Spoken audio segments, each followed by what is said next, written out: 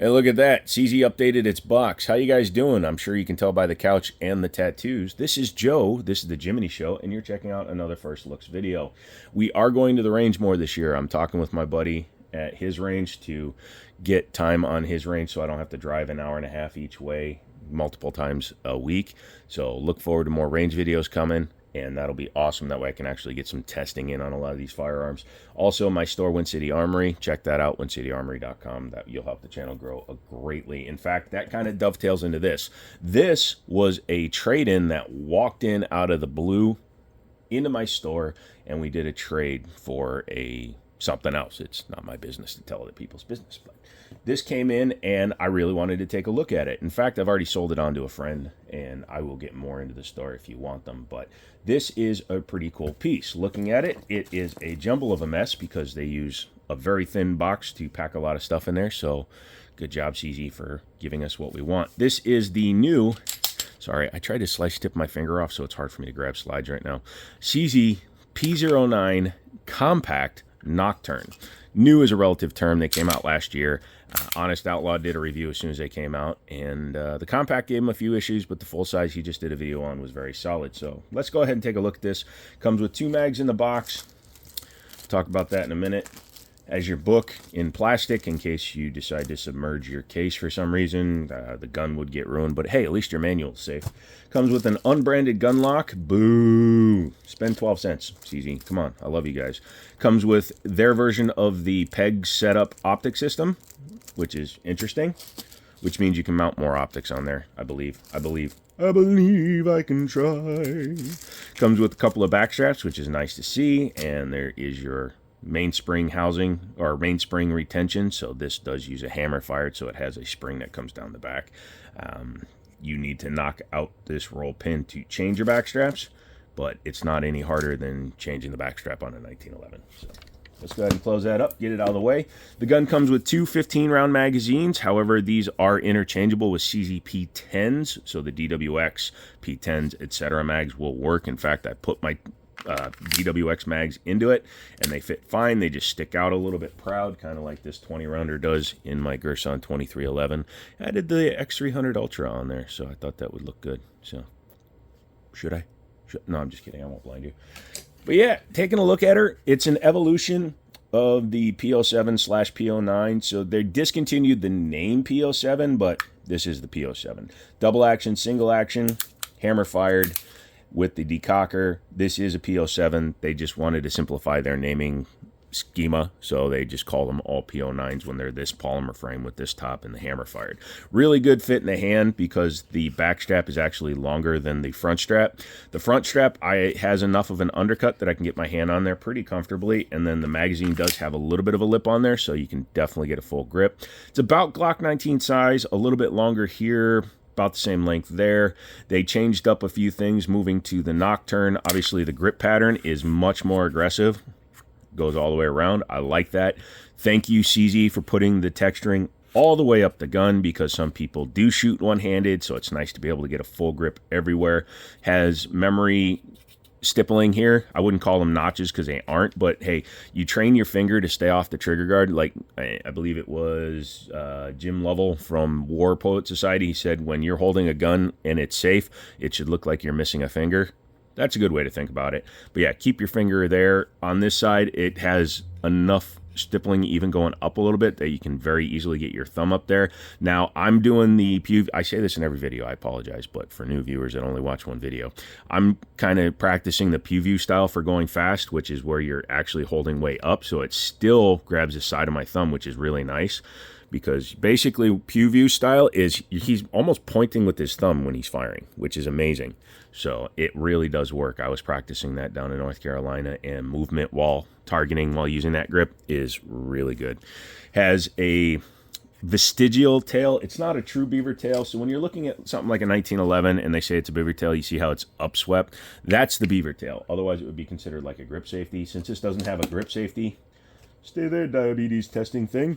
This has kind of an upsweep, so I would call it a deaver tail, diminutive. beaver tail, so a deaver tail. But it does fit really nice in the hand. You get high up on the gun. It does have the inverse rail system. However, it doesn't have full metal inserts, but we'll take a look at that when we drop it apart. Drop it apart. Let's drop, okay. See the inside of the rails? But it is, again, hammer-fired double action, single action, so you can also decock it. Purpose of a decocker is you load your gun, right? And you charge it so it's ready to go. You want to carry it. It doesn't have a safety. It has a decocker. It drops a hammer. Doesn't drop it all the way, so it does give you a shorter trigger. So the stock mode is right there. You can see it's a much longer trigger pull. But yeah, once you've done that, you're good to go. Awesome. Mags are not only drop free, they are get out of me. They shoot out, which is good because if you're in a panic situation, you need to get rid of the mag, you just hit the button and boy, do they go flying. Very nice. This one has luminescent sights. They are not night sights, but they do grab light and reflect it pretty well in the dark for a little while. You can obviously change these out for real night sights, which I would probably recommend if you're thinking about actually carrying them. They're marked 7.0 on there, so this is a 426 cubic inch handgun, which is cool. Front slide serrations are very nice. Rear slide serrations are the typical old style CZ, but the top ones are new. Comes over the top, so it gives you the lobster claw ability. If my hand wasn't all freaking cut up, I could grab it better. But yeah, you can easily grab the front of the gun and rack it. This is kind of like the Canic Rival series. The Rival has these going over the top, which is cool if you're a front press checker. Having the flat front on the rear sight allows you to grab it and manipulate it like you would if my fingers worked good. You could John Wick it if you really needed to, but you're an idiot if you do. Sorry. The optics footprint is a little bit smaller. They did that on purpose so they could retain the rear sight, so that is interesting. So you are a little bit more limited in what you can mount on there. Let's talk about this little baggie. This is Coke. I'm just kidding. This is the safety conversion for this gun. So you can take out the decocker, replace it for a savings for a safety, so that you can carry this gun in what is called cocked and locked, or condition 1, or the correct way. So in that, with that installed, you would flip it up, and then the gun would be unsafe. The trigger would not allow the hammer to drop. In this mode, the decocker just drops the hammer down. Let's talk about this part. Has a flat front, so if you're going to put a light laser bazooka, something of that nature on here, it's almost like it was meant for it. There you go. You can easily attach. It is single slot, but if you have a good light with a 1913 adapter already mounted to it, it should just go on no problem. Now, obviously, I could put the different one on there that's a little bit more forward so that I could slide it back a little bit, but honestly, if that's on there, it works fine. Warrior Land. I think they're back in business. I don't know. I've had this light for a while. They sent this to me a long time ago, and it still works. I'm impressed. I haven't charged it but once since I got it from them. Check them out. Because of the flat finger guard, the finger guard, trigger guard, you can booger hook it if you want to. Some people will do that as well when they're going super fast. Good for you. The trigger itself, it looks kind of like an Omega trigger. Like I said, when we take her apart, we'll check it out. I'm not 100% up on what makes them an Omega trigger or what the characteristic would be. Mag release is reversible. That's nice to see. The undercut allows you to get up higher on the gun, which is what I like. I like being able to get my pinky at least onto the frame. I understand a gun with an extended base pad on the mag gives you that extra amount of room.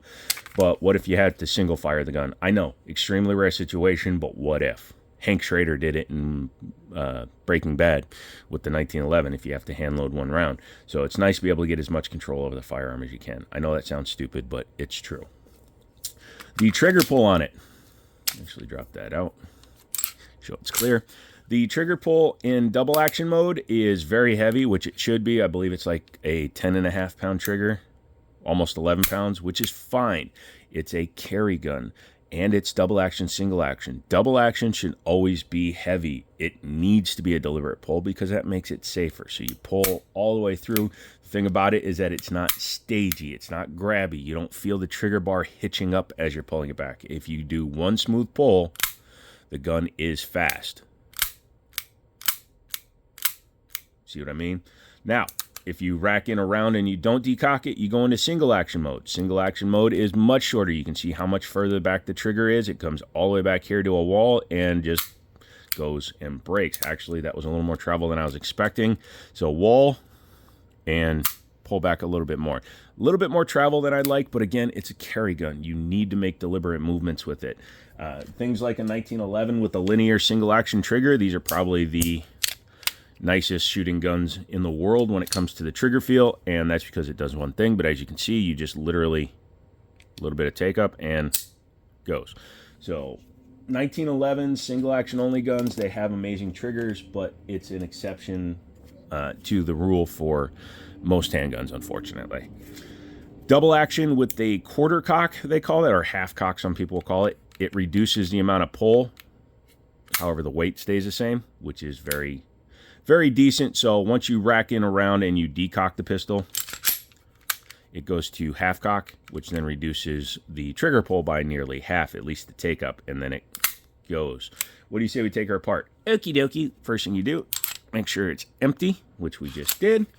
Go ahead and I like to hammer at quarter cock or full cock. That way it makes it easier to manipulate the firearm. You will see CZ still uses the same takedown method, which is 2 lines back here. You line them up. I grab the base plate, the base plate for the gun.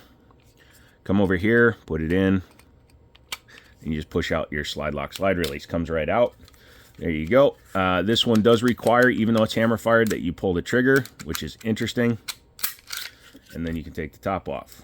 Guide rod, captive. It is plastic. I'm not a huge fan of that, but plenty of companies, Cajun Gunworks and etc., make metal guide rods. I would go with that. Has the flat spring, so it gets more coils, and it supposedly puts less stress on the spring, making it last longer. Taking a look at the barrel. Very nice coating on there. Very solid.